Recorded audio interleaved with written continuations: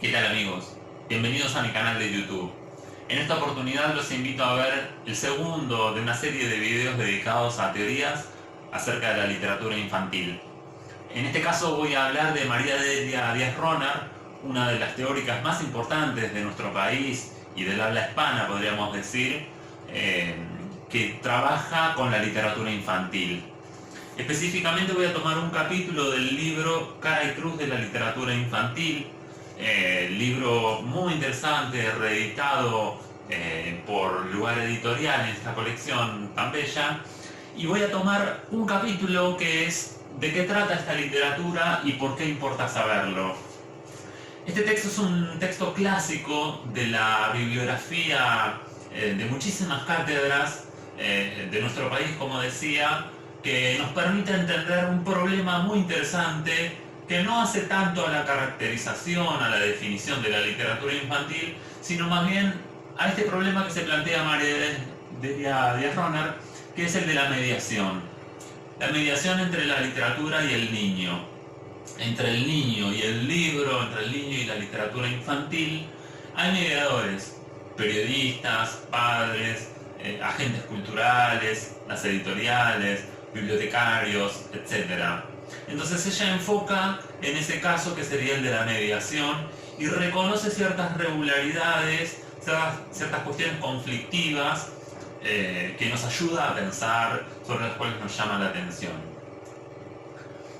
Algún elemento caracterizador de la literatura infantil sí brinda, ¿no es cierto? Ella habla de que la literatura tiene que ver con las palabras y multiformas que cada texto le otorga, ¿no es cierto? Es decir, la literatura tendría que ver con esa pluralidad de estilos, géneros, formas de narrar, de textos que son cuentos, obras de teatro, pero a su vez dentro de los cuentos tenemos cuentos humorísticos, absurdos.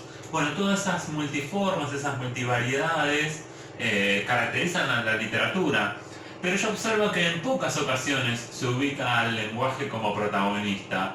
Cuando mediamos, cuando enseñamos, cuando ofrecemos un texto literario de carácter infantil a un niño, en muy pocas ocasiones el lenguaje es objeto de nuestra reflexión, de nuestra apreciación ante el texto, ¿no es cierto? Dice María Delia que la literatura infantil es producto de una tarea escrituraria, ¿no es cierto?, que posee reglas internas propias.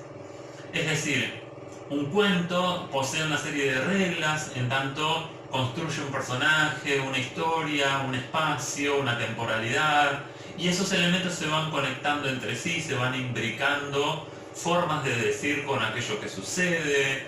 Entonces hay una serie de reglas internas que, como decíamos antes, pocas veces es observado por nosotros, ¿no es cierto?, ese fenómeno.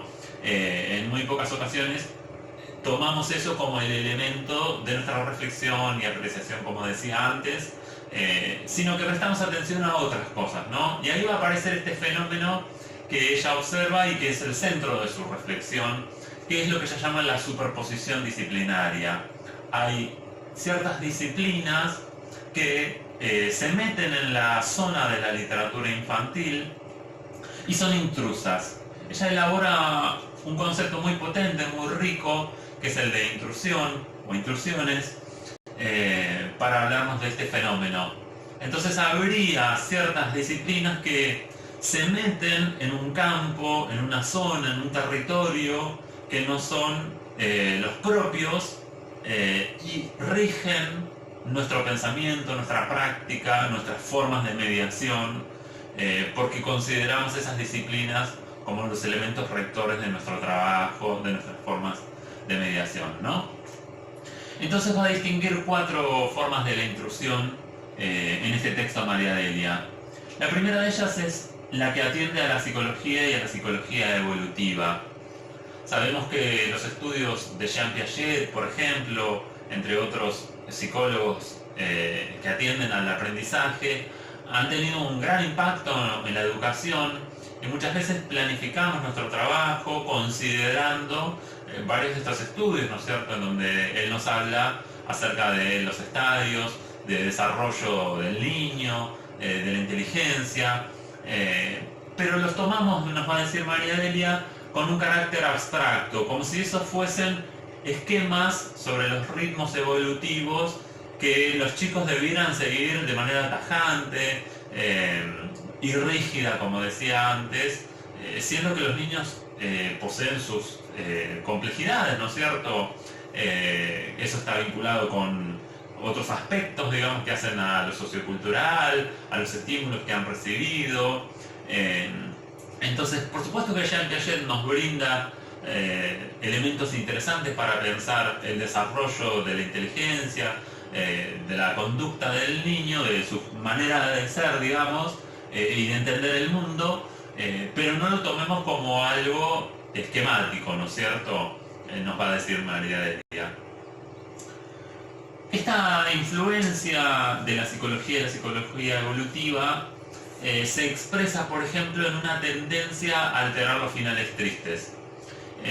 Cuando notamos que un cuento termina de manera dramática porque muere un personaje, porque se plantea algo que no es alegre sino triste, etc., uno intenta como mediador, el maestro, el bibliotecario, el profesor, etc., aliviar esa tensión dramática. Entonces dice, no le voy a llevar esto a los chicos porque se van a poner mal, cuando la realidad posee un componente dramático, de tristeza, de negatividad, podríamos decir, ante el cual el chico va a estar en contacto, ¿no es cierto? O con el cual el chico va a estar en contacto en su vida necesariamente. Entonces esa tendencia a alterar finales estaría tomando, digamos, una serie de atribuciones que que no corresponderían, ¿no es cierto? Si el texto termina mal, necesariamente va a tener que ver con algo que el escritor lo decidió de esa manera, porque era necesario, como decía, para esa historia, etcétera, ¿no? El placer que provoca lo literario, dice María Delia, no tiene edad y persiste en el tiempo. Es decir, la literatura que está bien construida, que posee personajes bien construidos en su carácter, en su forma de ver el mundo, de actuar, etc. Cuando está bien descrita la naturaleza, con riqueza de palabras y figuras, cuando se utiliza el lenguaje de una manera ingeniosa, llamativa, es decir, cuando un texto está bien construido, eso no tiene edad. Eso es algo que puede ir bien para un chico de 6 años, 8 años y demás, y no caigamos, nos va a decir María Delia, en esos esquematismos, ¿no es cierto?, en esa cosa tan rígida. A su vez eso persiste a través del tiempo, es como si lo literario tuviese una potencia que nos convocara a través del tiempo, ¿no es cierto?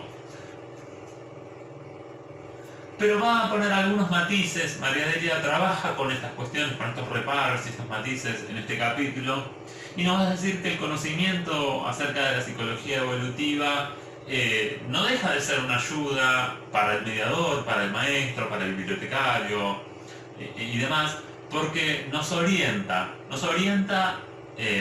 si queremos considerar las necesidades e intereses de nuestros alumnos, de los chicos, ¿no es cierto? Pero esos serían intereses y necesidades probables, ¿no es cierto? No necesariamente la psicología evolutiva nos va a decir, en la posta vamos a decir, nos va a decir exactamente lo que le está pasando a un chico en una determinada edad, ¿no es cierto? Entonces es un elemento que nos orienta, nos ayuda en nuestra mediación, pero no debe ser el elemento rector. El elemento rector tiene que ser lo literario, ¿no es cierto? El peso debe recaer en el trabajo literario que posea un texto, y sobre eso debemos focalizar, ¿no? La pedagogía y sus excesos sería la segunda forma de intrusión para María Delia. Esto tiene que ver con que toda manifestación expresiva y comunicacional para un pedagogo debería brindar un servicio. Es como si cada forma de la comunicación, cada expresión, cada enunciado, cada discurso nos debiera dejar una enseñanza, una moraleja, algo que nos esté transmitiendo. Entonces ella va a decir, bueno, eso es un exceso, ¿no es cierto? Hay ciertos fenómenos, ciertos objetos que trascienden la necesidad de dejar mensajes y demás. Entonces ella va a hablar de un pedagogismo infecundo. No fecunda nada ¿no es cierto? No está generando, no está creando, no permite hacer nacer el placer estético, la inventiva, el trabajo con la fantasía.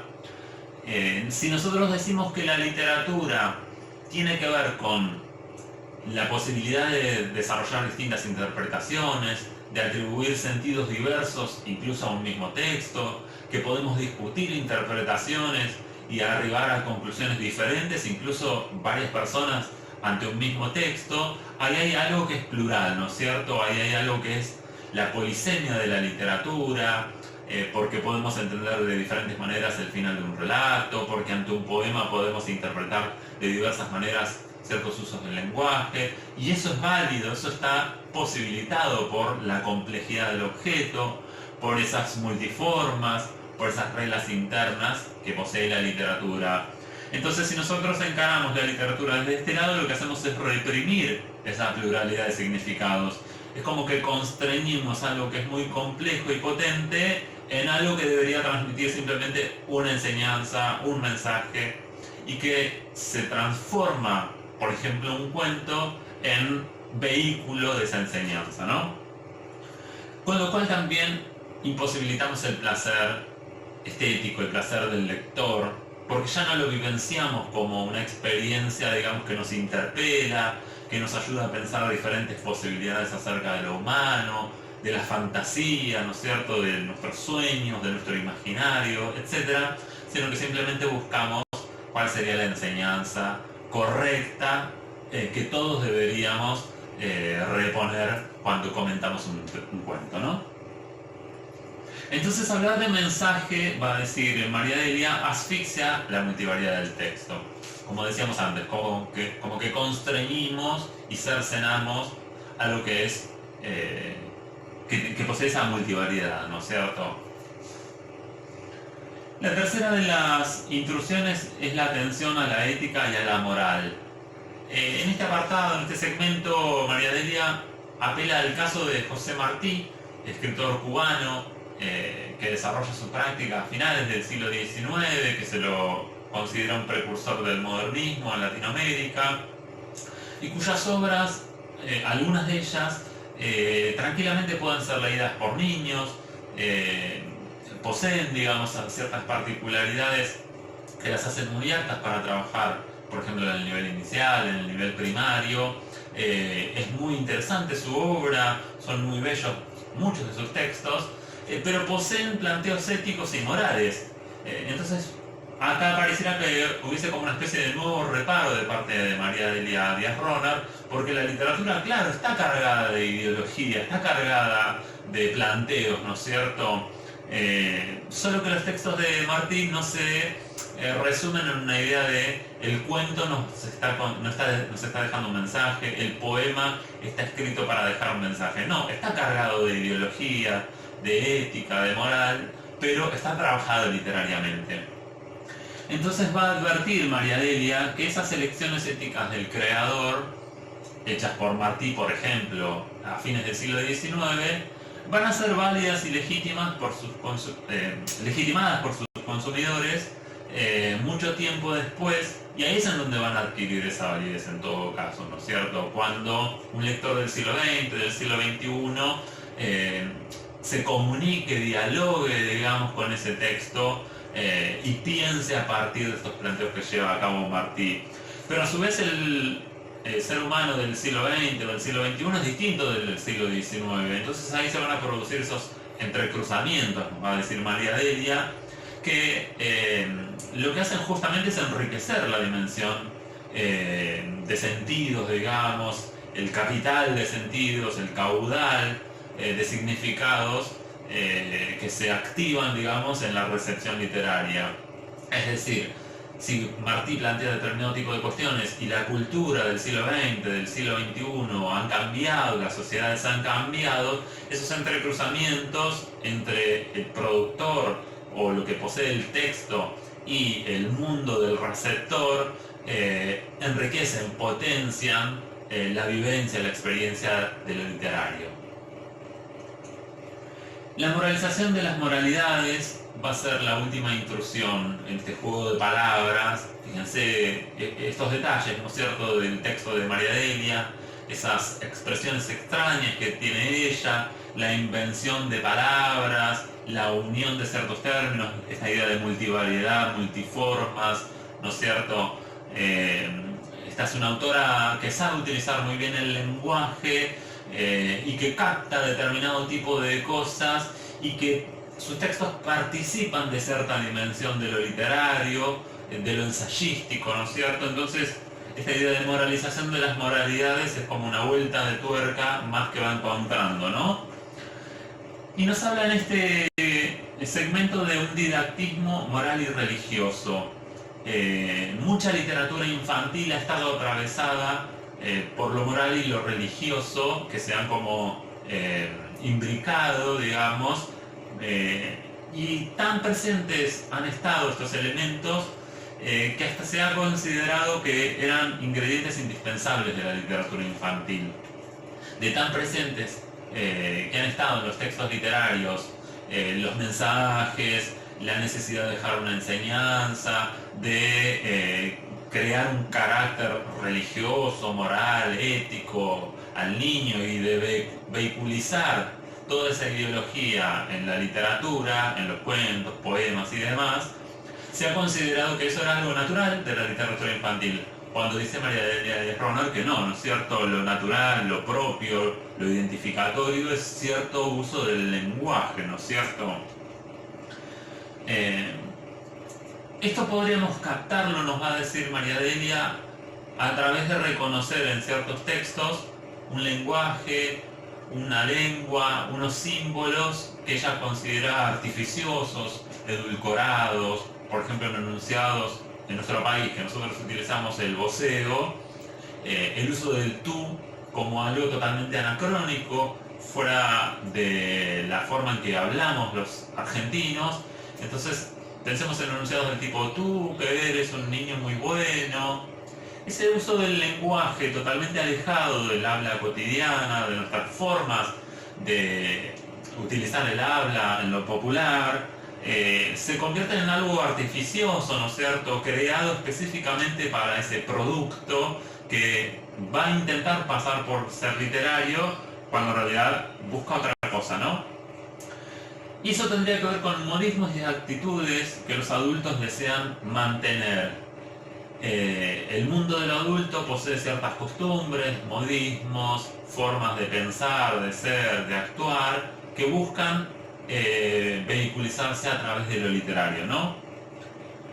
Creando una zona de la no culpa y de la inocencia.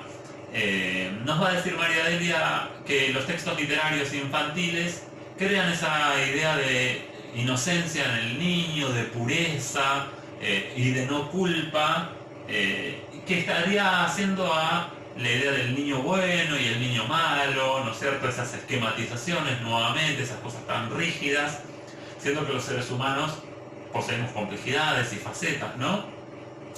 Y tendrían que ver esto con los principios éticos del sector hegemónico nuevamente, es decir, el mundo adulto, el sector hegemónico, que intenta proyectarse ahistóricamente, es decir, a través del tiempo, trascendiendo el tiempo, quiero decir, intentando mantener su propia visión, sus ideologías, sus formas de ver el mundo, sus formas de comportarse, de valorar la conducta humana, como decíamos, y utiliza la literatura, ese sector hegemónico, para que el chico introyecte, digamos, esos valores, esas formas de ver, y esos valores, formas de ser, etcétera, permanezcan, ¿no es cierto?, a través del tiempo. Siendo que el mundo infantil necesariamente debería crear sus propias regulaciones, sus propios modos de ver, ¿no es cierto? La literatura infantil entonces nos va a decir María Delia, para concluir, que se termina transformando en el país de los arquetipos, ¿no es cierto? Esta idea del niño bueno, el niño malo, todo se transforma como en algo atávico, arquetípico, y que estaría desgajado, como decíamos, de la realidad tal como es, ¿no es cierto? Con sus facetas, complejidades y demás. Bien, hasta aquí el planteo de María Delia. Como decía, es un texto clásico de la bibliografía que sirve para trabajar con la literatura infantil, que aparece en muchísimas cátedras. Es muy interesante este texto, es muy interesante leerlo con mucha atención y tratar de seguir todo el planteo de ideas, porque enriquece nuestra mirada. Y algo que es interesante y es un desafío para nosotros es pensar, muchos años después de que María Delia escribiera este texto, ¿cuáles serán las nuevas formas de la intrusión? ¿Cuáles serán las nuevas formas de mediación que apelan, no sé si a la psicología evolutiva, sino por ahí a otras disciplinas, a otras formas de la superposición que están coartando nuestro trabajo con la literatura? Por ejemplo, cuando trabajamos con la literatura juvenil para pensar problemáticas adolescentes como el bullying, supongamos, y elegimos una novela o un cuento para dejar una serie de enseñanzas, de mensajes, de valores, de buenos comportamientos, de lo correcto, lo incorrecto, etcétera, etcétera. ¿No estamos cayendo nuevamente en estas intrusiones que nos dice María Delia Ronald que deberíamos desterrar de nuestro trabajo? ¿No estaríamos corriendo nuevamente el foco de lo literario y de cómo está construido un texto y de cómo podemos pensar sobre él, de cómo podemos ver cómo impacta sobre nuestra personalidad, por lo bien hecho que está, por cómo podemos apreciarlo, por esta pluralidad de sentidos que le caracterizan al objeto literario y al discurso literario? ¿No estaríamos cayendo nuevamente en estas otras formas de la intrusión? Muy bien, lo dejo para pensarlo para próximas oportunidades. Muchísimas gracias y espero que estén muy bien.